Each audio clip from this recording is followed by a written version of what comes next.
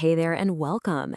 Have you ever looked at one of those huge global companies and just wondered, how on earth do you even begin to understand its real financial size?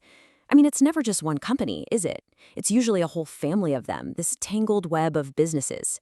Well, today we're going to pull back the curtain and demystify exactly how accountants take that complex web and paint a single clear financial picture. Let's get into it. So here's our game plan. First, we'll tackle the main problem these big corporate families create. Then, we'll look at the brilliant solution, creating one single economic picture. After that, we are going to zero in on the one rule that changes everything, and that's the idea of control. Then comes the fun part. We'll actually put the puzzle together. And finally, we'll talk about why this big picture is so incredibly important for anyone making a decision. All right, let's dive right into the heart of the problem. A giant corporation isn't just one business. Nope. It's almost always a parent company that owns and runs a whole bunch of other companies, what we call subsidiaries. And that brings up a huge question, right? If you're trying to invest your money or lend money or even run the company, how do you get your head around the true financial health of a corporate empire that's made up of dozens, maybe even hundreds, of separate legal businesses? Think about it. If you just look at the parent company's own financial statement, you are missing most of the action. It's kind of like trying to figure out a family's net worth by only looking at one person's checking account. You just don't see the full picture, all the resources, all the risks, and sometimes you don't see the hidden debts. You're just getting a tiny piece of the story. So how do we fix this mess? Well, thankfully, accountants came up with a really smart solution. It's called consolidation, and its whole purpose is to give us one unified look at the entire corporate family. These are what we call group financial statements, or you'll hear them called consolidated financials. What they do is combine the money of the parent company with all of its subsidiaries. The whole idea, and this is the key, is to pretend they're all just one single giant company. We're looking past all the legal paperwork to see the economic reality of the whole operation.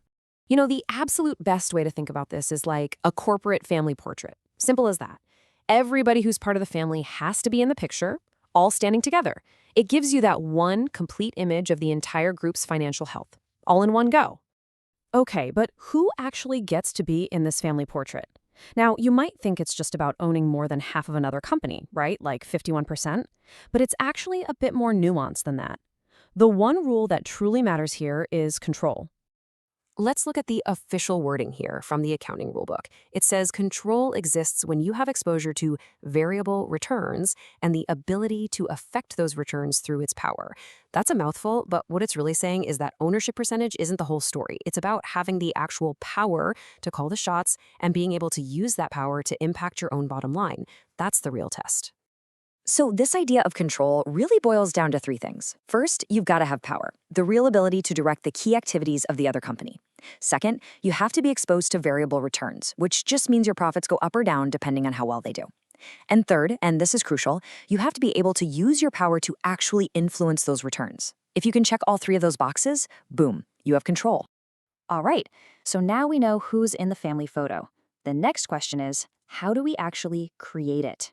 Let's walk through a nice, simple example of how all these puzzle pieces fit together. So on screen, we've got our two separate companies. We have Parent Co. on the left and Subsidiary Co. on the right, which the parent now controls. As you can see, they each have their own simple balance sheet. Assets, liabilities, and equity. Pretty straightforward. The first step is the one that makes the most sense. We just add everything up line by line. So we'll take Parent Co.'s $500 million in assets, add the subsidiaries $150 million, and we get a starting total of $650 million. We do the same for liabilities. $200 million plus $70 million gives us $270 million. Easy enough, right? Well, it's not quite that simple. And that leads us to a really important question. See, in the real world, companies almost always pay more for another company than its assets are technically worth on paper. So why would they do that? Why overpay? The answer is this special thing called goodwill. It's an asset, but it's intangible. You can't touch it. Goodwill is basically the extra amount you pay for all the valuable stuff that doesn't have a neat price tag on a balance sheet. We're talking about things like a killer brand reputation, a super talented team, loyal customers, or just the idea that the two companies will be way more powerful together. It's the price you pay for future potential. So let's break down the math on this because it's super important. First, we figure out the value of the subsidiary's net assets. That's its assets minus its liabilities, which we saw was $80 million. Now, the parent only bought 80% of that, so their share is $64 million. But remember, they paid $100 million for that share. The difference between what they paid, $100 million, and the value of what they got on paper, $64 million, is $36 million. And that is our goodwill. It gets added as an asset on our new group balance sheet. Okay, but what about that other 20% that the parent doesn't own? We have to account for that piece of the pie too. And that's where something called non-controlling interest, or NCI, comes in. It represents the share of the subsidiary's value that belongs to those other outside shareholders. And this chart shows the concept perfectly. Now, listen closely because this is the key. Because the parent has control, we bring in 100% of the subsidiary's assets and liabilities, the whole thing. But they only own 80% of it, so we have to show that the other 20% of the company's net worth belongs to someone else. That 20% slice is the non-controlling interest, and it gets its very own spot in the equity section of our family portrait. So let's look at the final picture. Our total assets are the $650 million we added up, plus our $36 million in goodwill. That gets us to $686 million. The liabilities stay at $270 million. This leaves us with $416 million in total equity. And here's how it's split. The non-controlling interest gets its 20% of the subsidiary's $80 million in net assets, which is $16 million. Everything else belongs to the parent company's shareholders. The puzzle is complete. And most importantly, look at that. The balance sheet balances. Perfect. So we've done all this work. We've put together the family portrait. But so what? What's the big deal? Why does this consolidated picture actually matter in the real world?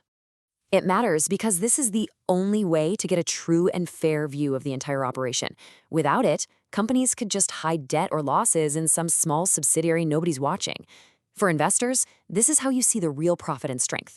For lenders, it shows them all the assets they can count on, but also all the debt they're up against. Regulators need it for transparency, and management, well, they need it to steer the whole ship, not just their own little boat. At the end of the day, that's what this is all about, cutting through the complexity. Consolidation takes this tangled web of companies and boils it all down into one understandable, actionable report that people can actually use to make smart, informed decisions. So now you know. When you look at the financials for a big company, you know you're looking at that family portrait. You can see beyond just one company and understand the story the entire group is telling. So the real question is, now that you know how to read it, what stories are the companies you follow really telling? What might you find?